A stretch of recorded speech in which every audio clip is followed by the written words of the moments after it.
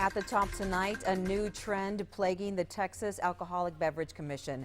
Unlicensed alcohol sales. Channel 5's Frank McCaffrey found out that those illegal sales are circulating on Facebook's marketplaces.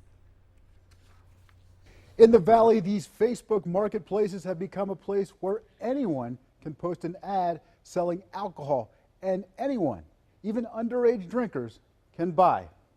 TABC Lieutenant Mario Villarreal says the growth of this social media marketplace has left his agency searching for ways to enforce unlicensed liquor sale laws.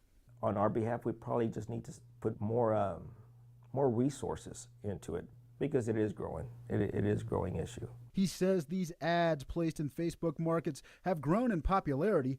The prices for these drinks are not much better than other vendors, so there are certain consumers who will want to buy them. Their target group are those clients that either are underage or those that choose to purchase alcoholic beverages after hours. Anyone on Facebook can purchase these beverages. They simply message the seller and get their contact information. Members of the TABC can make the purchase themselves and use it as an opportunity to enforce the law. It's a $1,000 fine and or maybe a year in jail. We will not hesitate to file criminal charges on those folks that we visit and purchase alcoholic beverages from.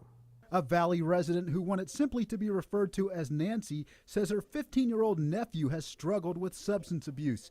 She says she was horrified to hear that alcohol is being sold on social media.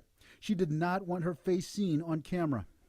Well, I thought that Facebook had their rules and regulations and they would take that off. She adds steps that her family has taken to keep her nephew from these new avenues for alcohol sales. My nephew's mom wouldn't let him have even the internet.